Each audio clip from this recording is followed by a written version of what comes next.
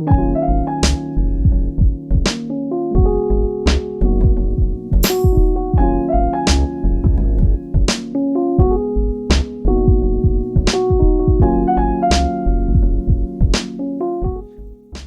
the only software I use to make money online is Adobe Premiere Pro.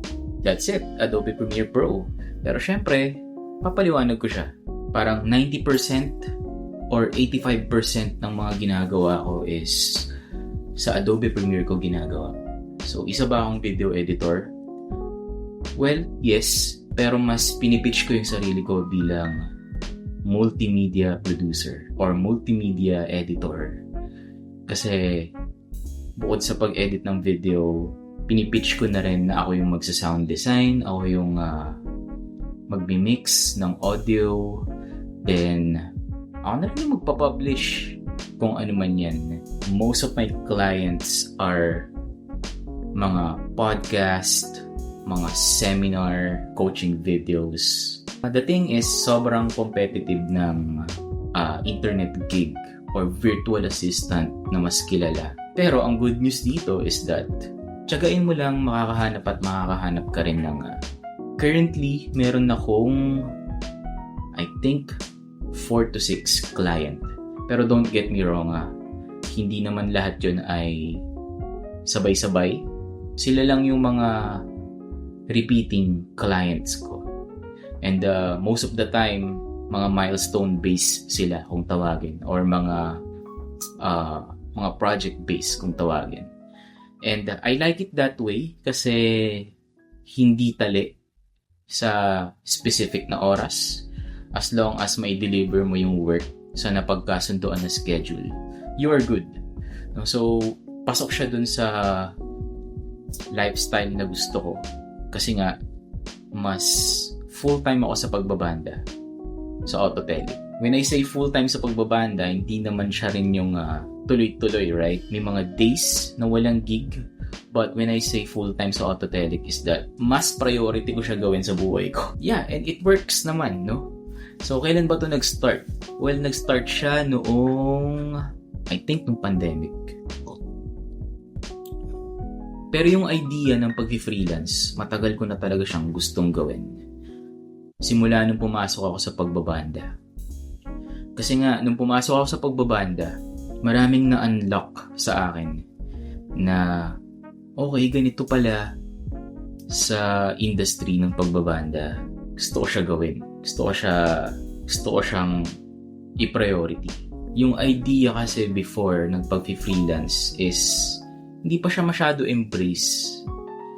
So, hindi ko alam kung paano ako mag-i-start, kung paano ako makahanap ng client, or kung ano yung service na i-offer ko. So, actually, nag-start ako as music producer sa mga client overseas. Pero nakakapagod siya, nakakapiga siya ng creative juices. And sa isip-isip ko, dapat yung mga music na ginagawa ko sa akin na lang. So, nag-isip ako ng way kung anong service na ma-offer ko na parang hindi ako mapipiga masyado creatively. Kasi yung mga music na gagawin ko is gagawin ko yung best ko eh. And kapag ginawa ko yung best ko, manghihinayang ako na sana akin na lang yung music na yun na ginagawa ko. Kumbaga ayoko lang maging service provider ng music. So, dun na pumasok yung konsepto na, okay, alam ko na. Mag-i-edit na lang ako ng mga podcast.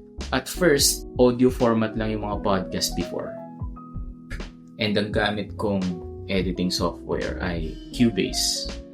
Medyo overkill siya kasi medyo industry standard yung Cubase eh.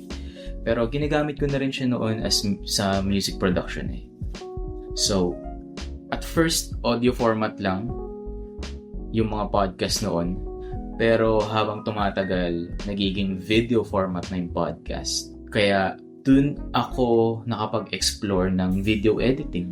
And habang tumatagal, mas nagiging competitive nga yung job market sa pag-freelance. So might as well, tutuhugin mo na lahat. Ikaw na yung mag-edit ng video and audio. Then ikaw na rin ang gagawa ng mga thumbnail, ng mga short form videos nila. Ikaw na rin ang mag-upload. Ikaw na rin ang mag-organize ng mga files and all.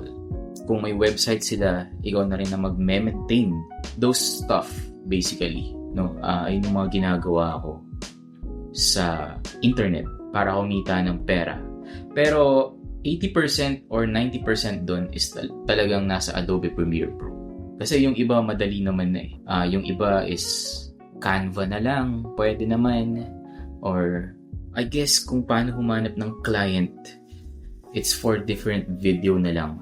Sabi ko nga sa isang video ko kanina, this is my way to sustain yung ginagawa ko na pagtugtog. No? Kasi kung gusto mo talaga maging full-fledged na music lang, okay naman din yun. But nakakapagod siya for me. Like, halimbawa, nasa Autotelic ako, tapos maghahanap pa ako ng mga session works, let's say show band, or let's say beat making stuff. Okay naman din yun, but I think lang mas nakakapagod siya creatively. Mas gusto ko na lang itutok yung music, yung paggawa ng music sa Autotelic, tsaka sa personal project ko na Kiss Kid. So, yeah, may gig kami mamaya sa Poblacion, Makati. Let's go. Kita-kits.